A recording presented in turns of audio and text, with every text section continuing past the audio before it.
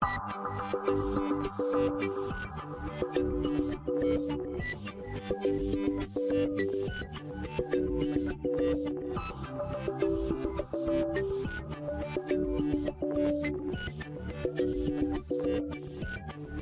Dr. Fakir Robari, and this is upper respiratory tract infections and influenza in adults.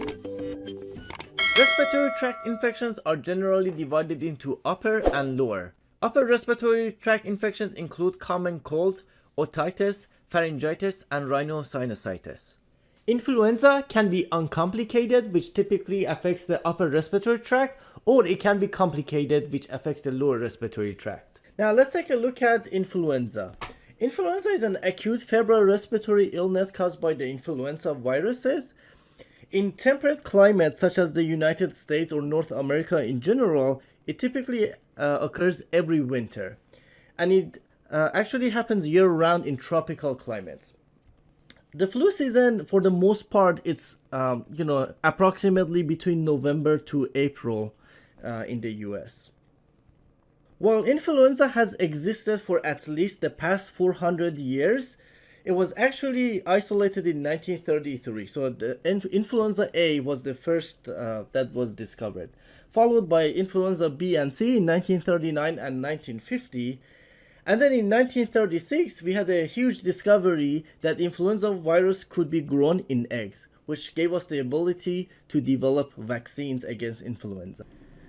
Now let's take a look at influenza virology. The influenza virus is classified into three distinct types, which are called influenza A virus, influenza B virus, and influenza C virus. Influenza A virus can infect humans and other animals such as birds and swine, and it is the most severe and widespread disease. Influenza B can only infect humans, and it can cause severe disease, usually in elderly or high-risk patients. And influenza C can infect humans and swine, and it is rare cause of mild upper respiratory tract infections. So because it's a mild upper respiratory tract infection, there's typically no treatment. Patients will just naturally clear it. Now, both influenza A and B are subject to antigenic drift, which are basically point mutations that happen in the genetic material of the influenza virus, and this leads to variation that can cause epidemics every influenza season. Now, influenza A is also subject to antigenic shift. With antigenic shift, the variation is so much that actually a new strain of the virus is introduced, which can cause global pandemics. And this typically does not happen with influenza B. And of course, influenza C can infect year-round, unlike the seasonality of influenza A and B. Influenza virus is an enveloped negative sense single-stranded RNA with segmented genome, meaning that there are multiple RNAs inside the virus. Hemagglutinin, abbreviated H or HA, is a viral attachment protein, which you can see. So in this picture, I'm showing you influenza A specifically, and this is hemagglutinin. And there are at least 16 distinct hemagglutinins in influenza A. There's also neuraminidase, which is abbreviated N or NA. And neuraminidase is an enzyme that catalyzes the removal of terminal sialic acid from sialic acid containing glycoprotein. And I will explain what this actually means when I show you the life cycle of the virus. Another name for neuraminidase is sialidase. And the reason this is important to know, because we have a class of drugs called neuraminidase inhibitors, and sometimes they're referred to as sialidase inhibitors. And something that's specific to influenza A only is the M2 protein, which is basically an ion channel, which you can see here. This does not exist in influenza B. Now let's take a look at influenza nomenclature. So the standard nomenclature includes the influenza type, so it's either A, B, or C, and then they put in the name the place of initial isolation, followed by strain designation, year of isolation, and if in the case of influenza A, it also divided into subtypes on the basis of H and N. So for example, the influenza A virus that was isolated by Francis from a patient in Puerto Rico in 1934 is given the strain designation A, Puerto Rico, A834. And then a more recent example is the pandemic H1N1 influenza A virus first identified in April 2009 in a 10-year-old patient in California, which has the designation A/California/7/2009, and then in parentheses, because this is A, we have H1N1. In 1934 they didn't have the molecular capability to type H and N, so that's why the 34 from 1934 doesn't have it. But in modern era we have the molecular capability to type H and N. So this is the H1N1. Now let's take a look at influenza transmission. The influenza virus actually has the ability to spread very efficiently from person to person through 3 routes. So one route is by aerosol, which are basically the fine particles that remain airborne for minutes to hours, which basically comes from a donor or an infected patient, and they can be inhaled. And because they are so small and fine, they can actually go deep into the lung. And because they go deep into the lung, they can cause lower respiratory tract infection. They can also be in the form of droplets. So because droplets are large particles, they typically don't go too deep into the lungs. So if someone gets influenza by droplet, they end up having upper respiratory tract infection. And of course, by contact transmission from fomite. So fomite is an inanimate object that's been contaminated by the virus, and once there's contact with the mucosal surface, that's how patients get infected. And typically because the virus can actually last up to 48 hours on these surfaces. Now let's take a look at pathophysiology of rhinosinusitis. The paranasal sinuses are 4 paired air-filled spaces located between the orbits and below the anterior cranial fossa, and they are frontal sinus, maxillary sinus, ethmoid sinus, and sphenoid sinus. And just like the rest of the respiratory tract, these sinuses are actually lined with ciliated secretory respiratory mucosa. Now these sinuses actually drain through narrow ostia, which are several millimeters in diameter, and are actually prone to obstruction when the mucosal lining swells in response to viral infections, for example, or environmental irritation. Rhinosinusitis is typically caused by inflammation and mucociliary dysfunction from either viral infections or allergies. There can be increased mucus production as well as reduced clearance, which can lead to obstruction of the sinus ostia, which creates a great environment for bacteria to grow. As a result, the immune response will cause inflammation, and there can be damage to the host local defenses, which can actually further promote growth of organisms.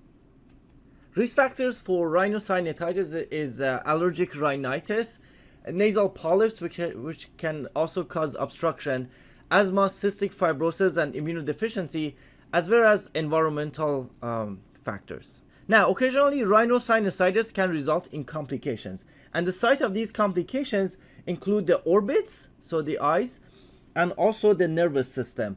And that makes sense because these are in proximity to the sinuses. So if the infection gets complicated, the organism can actually penetrate the eye and also the brain. When it comes to pharyngitis, the mechanism is actually not well understood.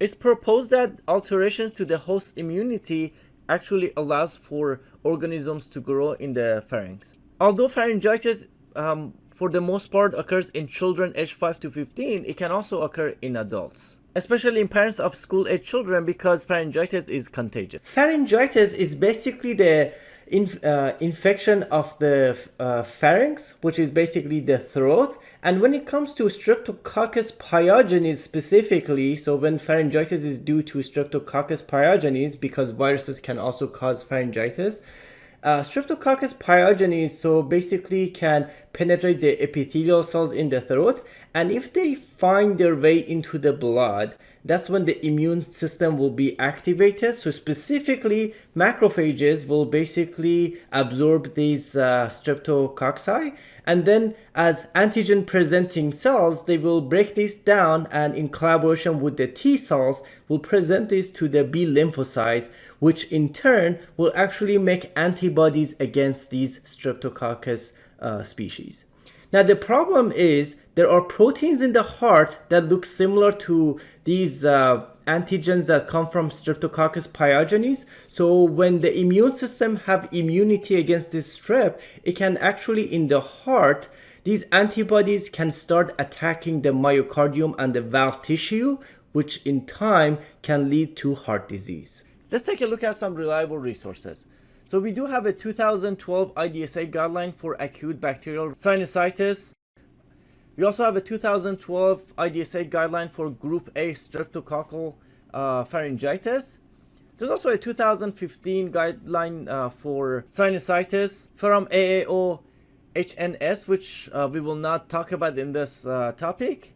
And there are also guidance available from the American College of Physicians and the CDC on acute respiratory tract infection in adults.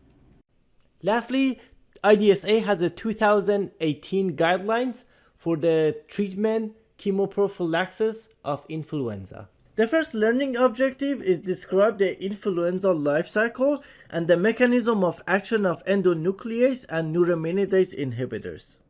Now, when we look at the life cycle of influenza virus, it's important to know that endothelial cells of the host have receptors that are rich in sialic acid.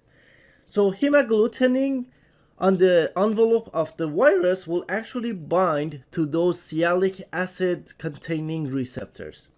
Once bound to the host cell, the virus will enter the cell through endocytosis, and as the pH drops inside the cell, the RNA material will be released into the cell, as shown in orange, these orange bars. Now, as I mentioned earlier, the influenza virus is actually a negative sense RNA, and that means that a negative sense RNA is not ready to just find a ribosome and translate into protein. What it needs to do is to first translate into positive sense RNA, and then a positive sense RNA will be ready to find a ribosome and translate into protein.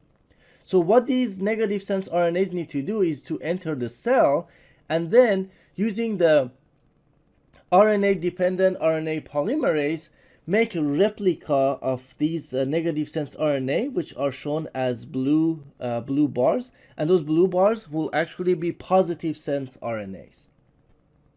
Now, this process is extremely important to the life cycle of the virus, and we have drugs that can actually target the RNA polymerase. So we have ribavirin that is actually an RNA polymerase inhibitor, but it's not commonly used for influenza.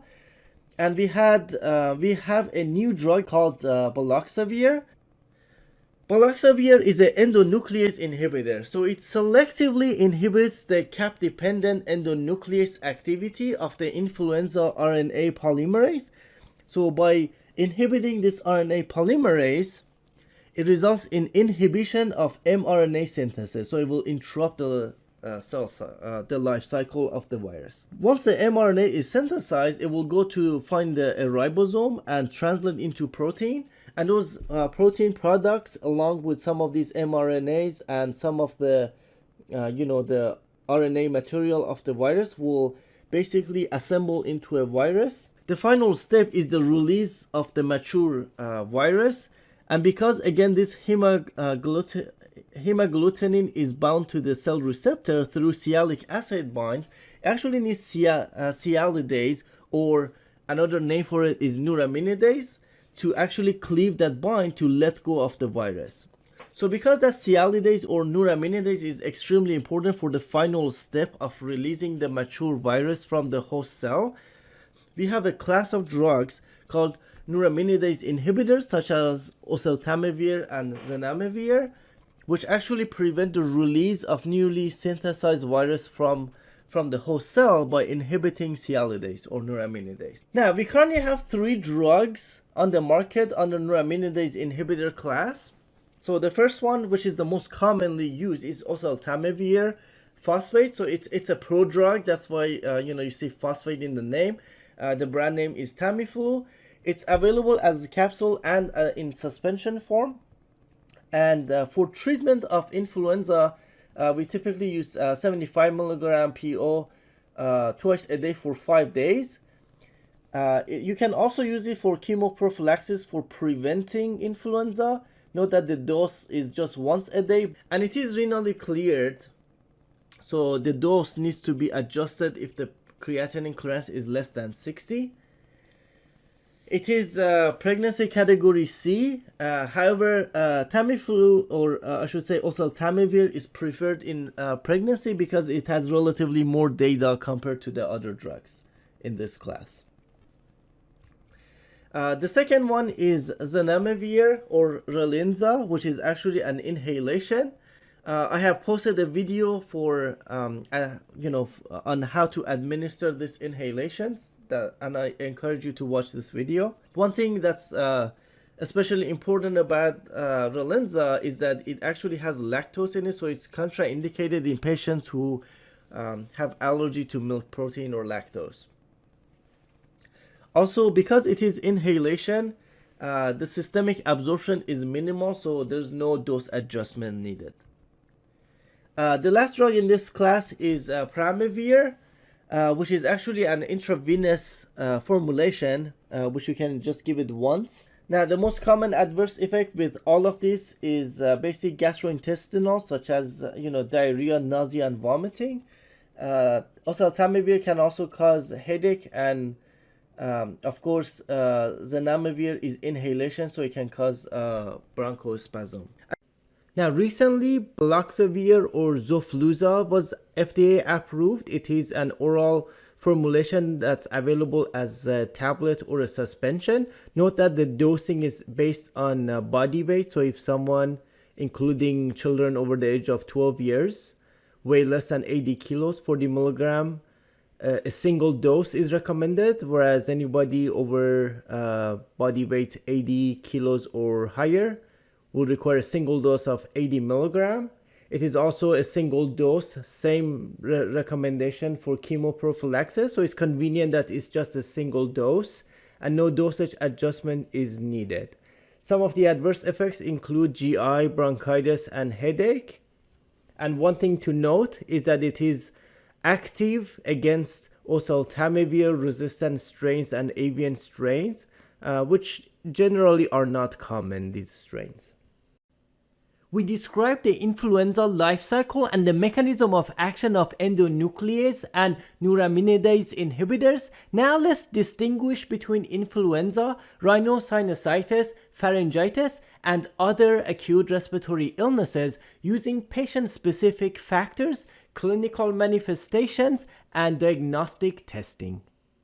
Rhinosinusitis is inflammation of the paranasal sinuses. In acute sinusitis, the symptoms last less than 4 weeks, whereas in chronic sinusitis, the symptoms are beyond 3 months.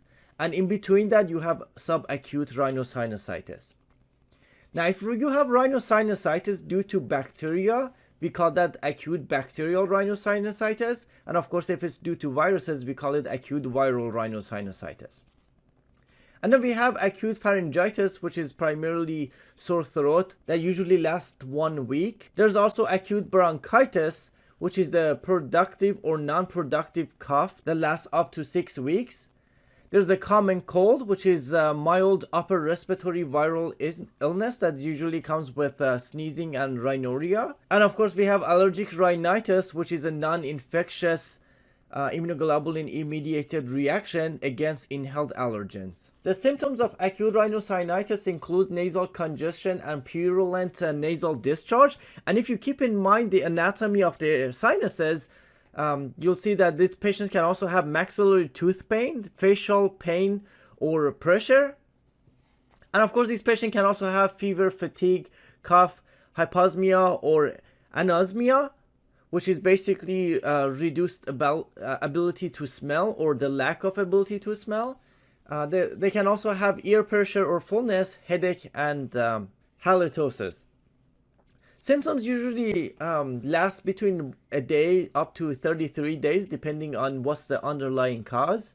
And what's important to note is that 85% of patients actually can have at least reduction or sometimes even resolution of symptoms within 7 to 15 days, especially if these are viral infections, and that's without antibiotic therapy. So in studies where the groups were receiving placebo, they actually had a high percentage of patients actually have resolution of symptoms. Now, when it comes to acute pharyngitis, there's a triad of sore throat, fever, and pharyngeal inflammation that are the hallmark of acute pharyngitis.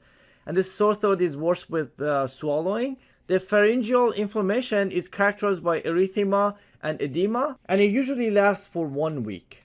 From the IDSA guidelines for rhinosinusitis, for diagnosis of rhinosinusitis, they have major symptoms and they have minor symptoms, and their criteria is that a patient must have at least 2 major criteria in order to be diagnosed, or they can have 1 major plus 2 or more minor symptoms in order to have a diagnosis of rhinosinusitis. Now, gram stain and culture from the sinus puncture is not routinely done because it's invasive, time-consuming, and perhaps painful for the patients.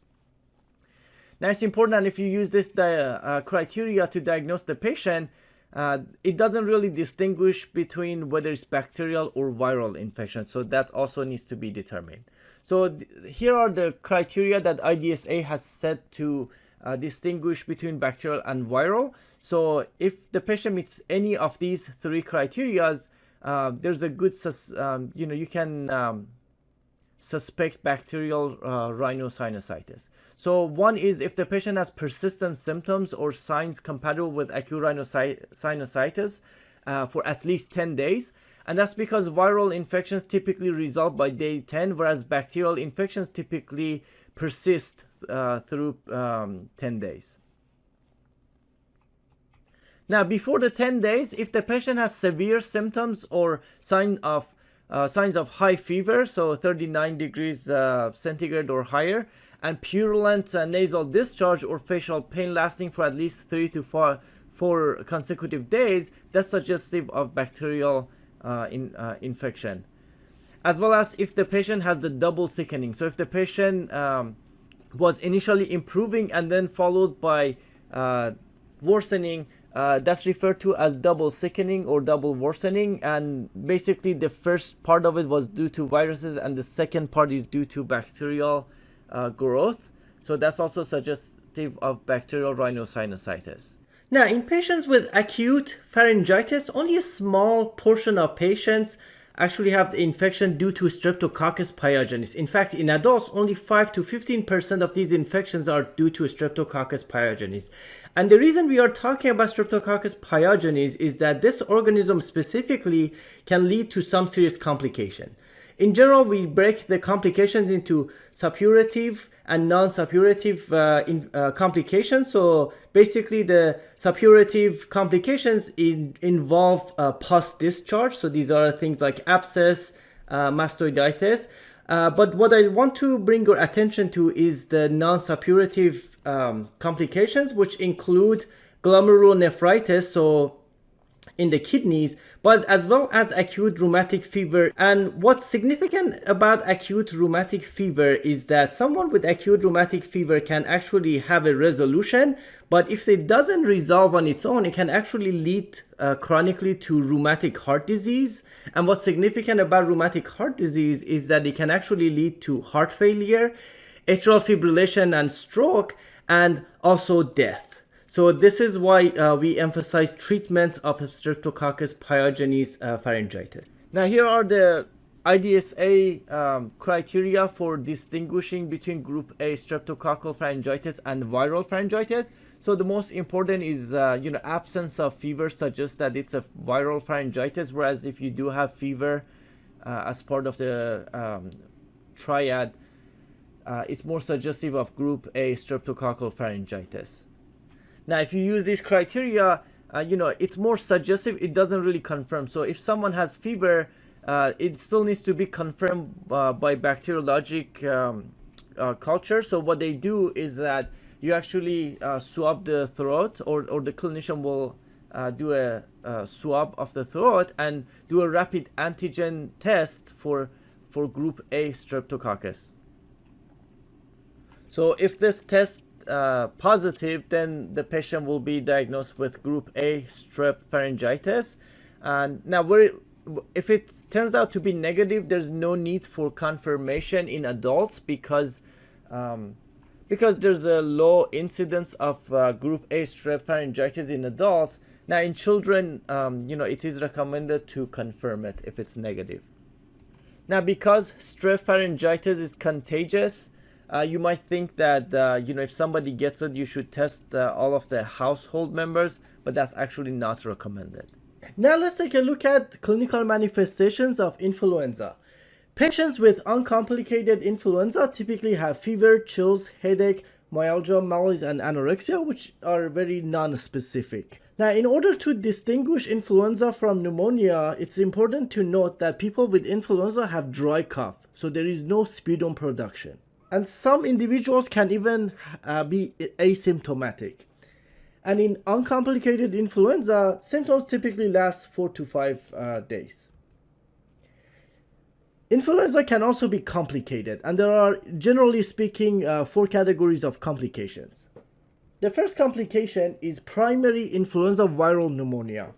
Now, while uncomplicated influenza is typically an upper respiratory tract infection, when the virus makes it to lower respiratory tract, it will cause primary influenza viral pneumonia. And because this is pneumonia due to influenza virus, it's a virus, so when when we get a chest x-ray on the patient, there are actually no consolidation. So when you see no consolidation, that means that it's unlikely to be due to bacteria. So it's very likely to be a viral infection. Now, because it is viral pneumonia, because of the pneumonia part, now the patients are going to have marked hypoxia. So there is problem with oxygenation. And of course, if we get a sputum sample and we do gram stain, there will be no significant bacteria seen. And no bacteria will be grown on sputum culture unless normal flora. Now, one thing that will diagnose viral pneumonia for sure, if on the sputum sample, if we do a reverse transcription PCR, if the PCR is positive, that actually confirms viral pneumonia, viral influenza pneumonia. Now, these patients, of course, will not respond to antibiotics because it's a viral infection. However, because it's pneumonia, mortality is high. Another complication that can happen is secondary bacterial pneumonia. So once the patient gets the viral influenza, it will be followed by a period of improvement lasting 4 to 14 days, followed by recrudescence of fever associated with signs and symptoms of bacterial pneumonia. So basically, during the first phase, the virus will be cleared. However, in the meantime, bacterial infection will be incubating. So while the bacteria are growing, the patient will be improving. And then once enough bacteria have grown, that's when the patient starts to deteriorate again, and then followed by symptoms. And the reason, and the way we will actually diagnose secondary bacterial pneumonia, and the reason we call it secondary is because this is secondary due to the actual primary infection, which was influenza. So influenza is the primary infection, and then the bacteria will be secondary to the influenza. So this time, because bacteria are involved, on the chest x-ray, you will see consolidation. And of course, it's pneumonia, so you will have marked hypoxia. And this time, on sputum culture, you will start to see growth of bacteria.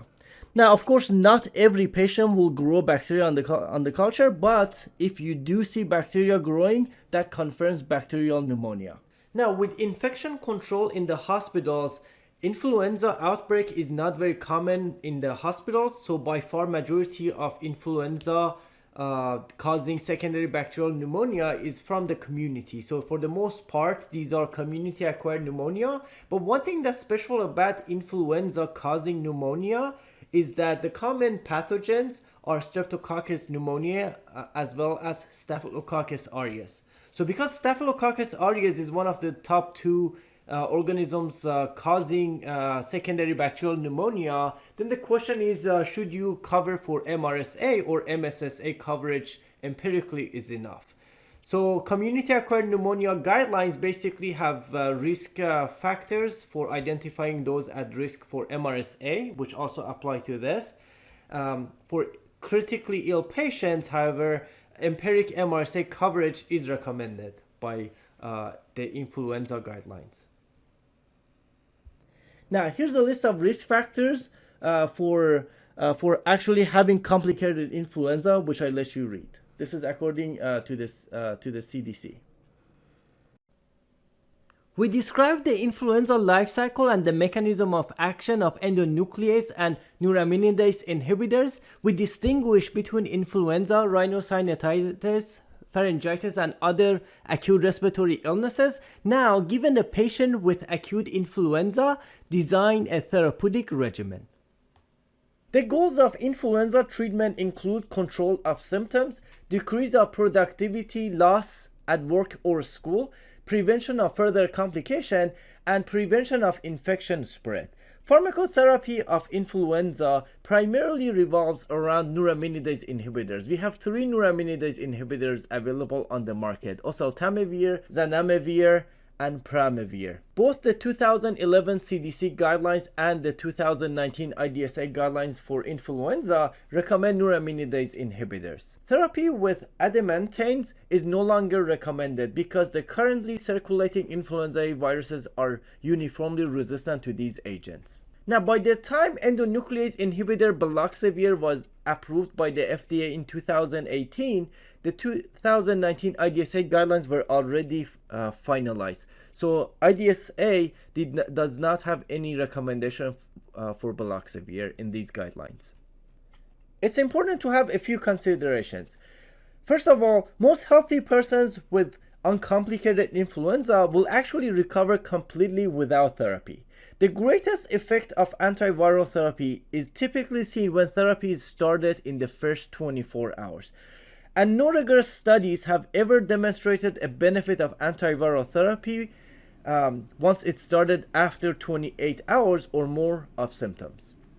In persons with severe illness or prolonged viral replication, even late therapy after 48 hours can occasionally be of benefit.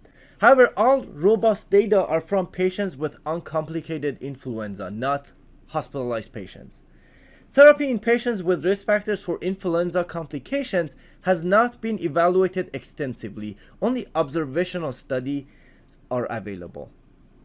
Now, here are the recommendations that are for the most part the same from IDSA guidelines as well as the CDC guidelines. They both recommend neuraminidase inhibitors as early as possible, even after 48 hours of symptoms, in patients with confirmed or suspected influenza who are hospitalized. So anybody who's hospitalized because of flu, whether confirmed or suspected, they should receive neuraminidase inhibitors. Also, if someone is not hospitalized but they have severe, complicated, or progressive illness, they should receive neuraminidase inhibitor, as well as outpatients who are at risk for influenza complications. And those risk factors are on slide 25.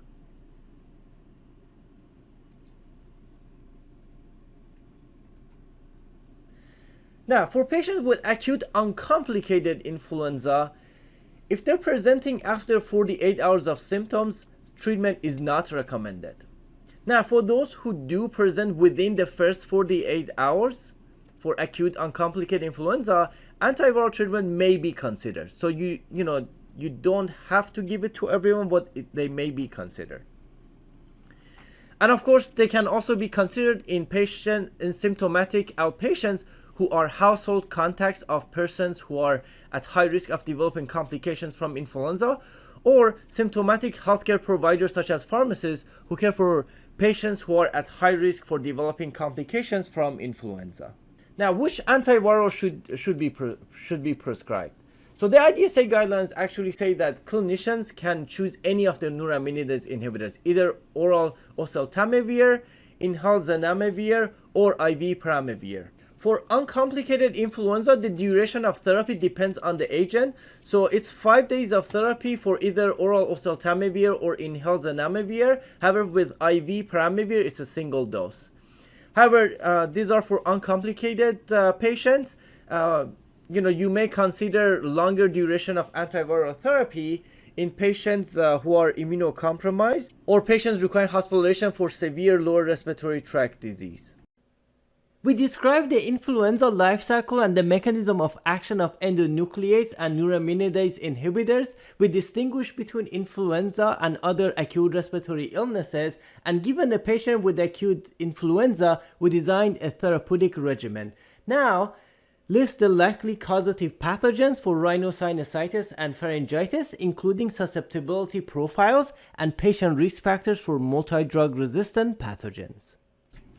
Now, majority of cases of rhinosinusitis are due to viral causes. So acute viral rhinosinusitis is due to various viruses, which we typically don't treat, with the exception of influenza for most patients. Now, a small portion of these, about 2% of adult cases, are bacterial rhinosinusitis, and these are due to respiratory bacteria, so respiratory pathogens. So the top of the list is Streptococcus pneumoniae. There's also Haemophilus influenzae, Streptococcus pyogenes, and Moraxella catarrhalis. So if we are to treat acute bacterial rhinosinusitis, these are the 4 organisms that we want to target. So we want to make sure we have agents that work well against these. Now, potentially Staphylococcus aureus could cause rhinosinusitis. However, it's rare, and MRSA coverage is not recommended. So we do not want to cover empirically for MRSA. Now, for acute pharyngitis, of course, it could be due to different causes, mostly due to viruses, but also occasionally some other bacteria will cause pharyngitis. The IDSA guidelines are specifically for Streptococcus pyogenes or group A strep pharyngitis. And the way we diagnose it is that we do a throat swab, and if the patient tests positive for strep pyogenes, that's when we treat it. So the treatment is primarily targeted at Streptococcus pyogenes. Now, since we are talking about Streptococcus for the most part, especially for rhinosinusitis, is strep pneumo, so we should keep in mind risk factors for drug-resistant strep pneumo. For the most part, these are similar to the risk factors for drug-resistant strep pneumo from the IDSA guidelines for community-acquired pneumonia. The 2012 guidelines are more recent, so their risk factors have been updated, so they're slightly different than what the community-acquired pneumonia guidelines had. So age over 65 still remains a risk factor. Recent hospitalization, meaning the previous 5 days, is also a risk factor for drug-resistant strep pneumo. So is antibiotic use in the last month. People from geographic regions where there is a more than 10% risk of penicillin non-susceptible strep pneumo.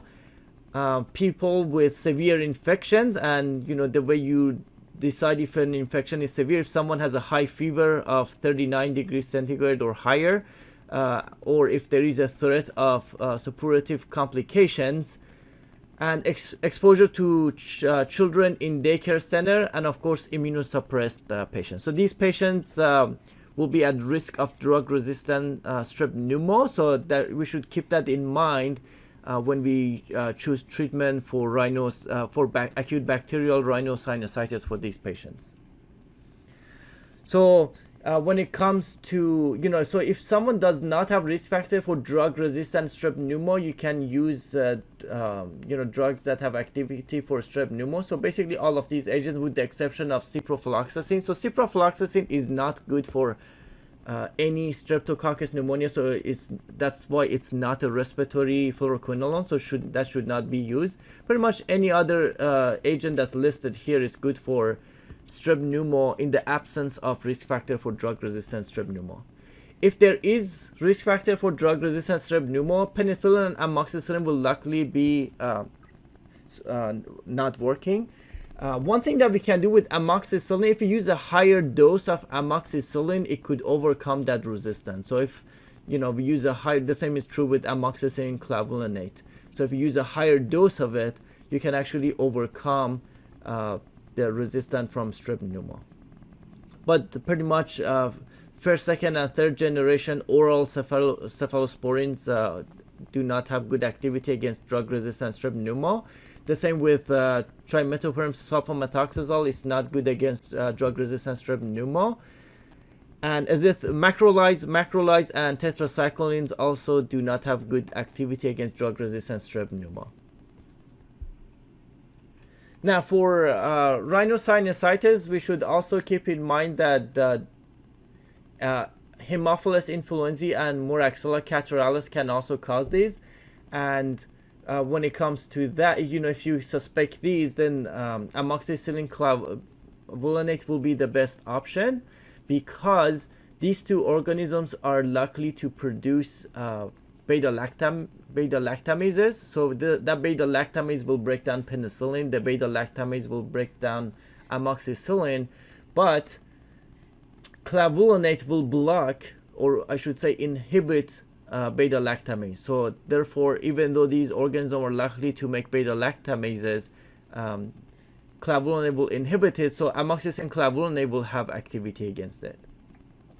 Now, those beta-lactamases will also break down first generation cephalosporins, but second and third generation cephalosporins are stable against those beta-lactamases. So second and third generation will actually have good activity.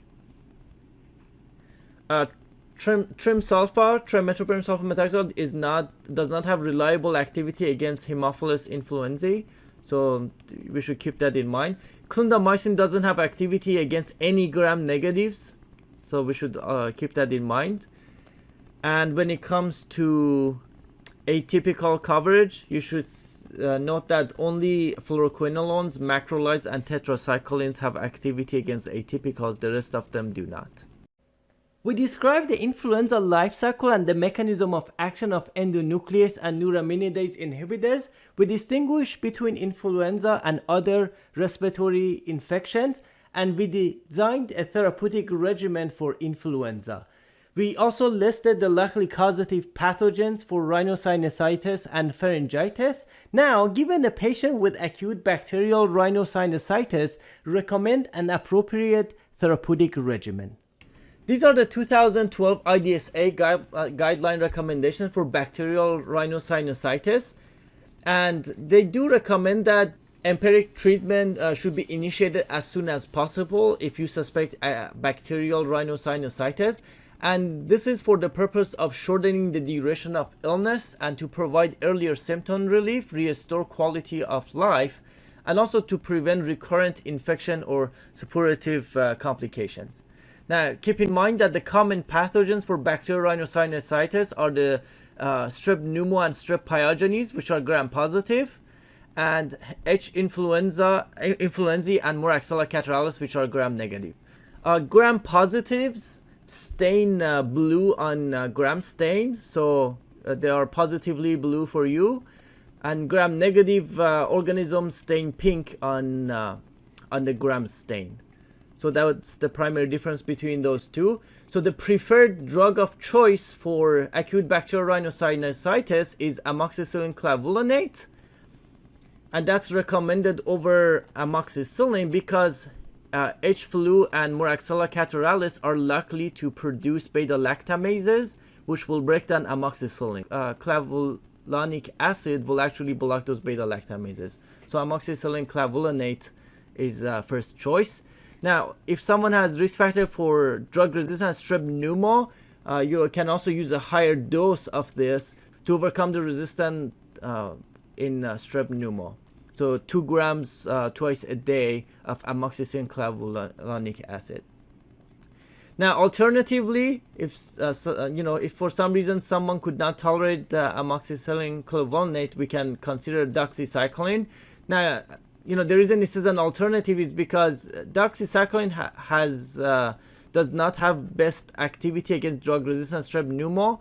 However, this is considered alternative because it does have good activity against H. flu and myalgias catarrhalis. So, but if someone can tolerate amoxicillin-clavulanate acid, they should receive that first. Now, the guideline says that beta-lactam agents are preferred over respiratory fluoroquinolones for initial empiric antimicrobial therapy. And that's a very good recommendation. And, as we know, respiratory fluoroquinolones are more likely to cause collateral damage. And also to add more to it, in 2016, the FDA added to the black box warning for fluoroquinolones. So this is from the levofloxacin package insert, where the black box warning is serious adverse reactions, including tendonitis, tendon rupture, peripheral neuropathy, and central nervous system. And more specifically, the FDA said because fluoroquinolones, including levofloxacin, have been associated with serious adverse reactions, which are listed above, you should reserve levofloxacin for use in patients who have no alternative treatment options for the following indications. So that includes urinary tract infections. So someone with uncomplicated urinary tract infections, if they have options, they should receive those other options. So only use fluoroquinolones if there are no other options. The same is true with bacterial sinusitis or rhinosinusitis. So if someone has, if someone can tolerate amoxicillin-clavulanate, then they should get that instead of levofloxacin. Now, these are the things that you should avoid. So macrolides, so azithromycin does not have good activity against drug-resistant strep pneumo, so that should be avoided. Trimsulfa does not have good activity against drug-resistant strep pneumo or H. flu, so it should be avoided. Second and third generation oral cephalosporins do not have good activity against drug-resistant strep pneumo, so they should be avoided. And of course, clindamycin does not have activity against gram-negatives, so monotherapy should not be used. So if you are to use clindamycin, you should also use a second agent to cover H. flu and myalgias catarrhalis. And clindamycin is also associated with Clostridioides difficile, and it's likely to cause collateral damage. It does have activity against gram-negatives. So clindamycin should also be reserved last line for people who cannot tolerate other things.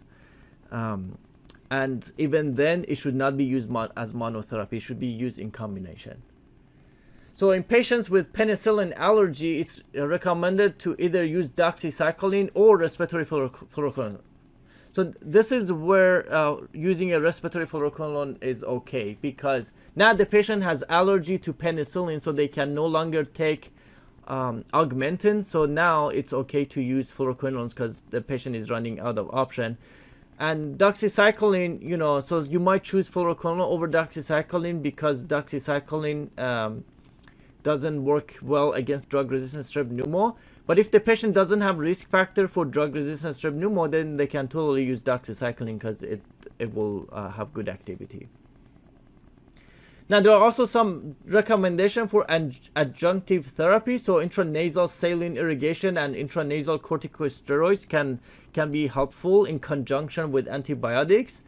The IDSA does not recommend topical or oral decongestants, and they also do not recommend antihistamines specifically for bacterial rhinosinusitis because of lack of efficacy. Lastly, the duration of therapy for acute bacterial rhinosinusitis is 5 to 7 days, regardless of which agent is used.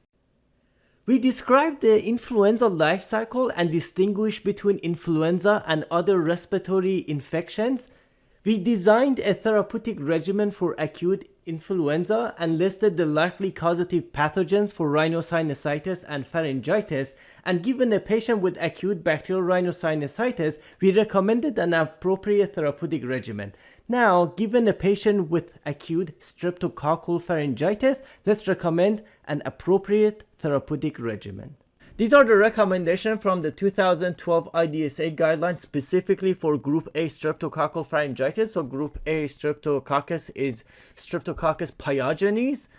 So gas is short for group A streptococcal. So they do recommend that patients for group A strep pharyngitis to be treated with antibiotics, and the duration is typically for 10 days. And they're recommending that based on narrow spectrum of activity in frequency of adverse reactions and affordability, to either penicillin or amoxicillin as the drug of choice in patients who do not have penicillin allergy to it. If someone does have penicillin allergy but it's not anaphylactic reaction, you can use a different class of beta-lactam, so first generation cephalosporin. So first generation cephalosporin are also narrow, they're well tolerated, and they are affordable. So something like cephalexin would be useful.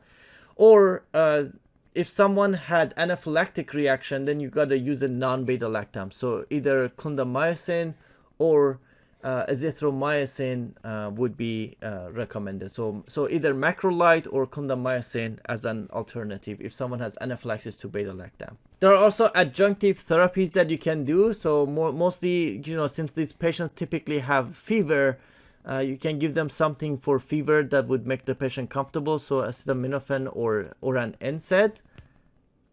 And it's important to note that they do not recommend corticosteroids in patients with group A strep pharyngitis.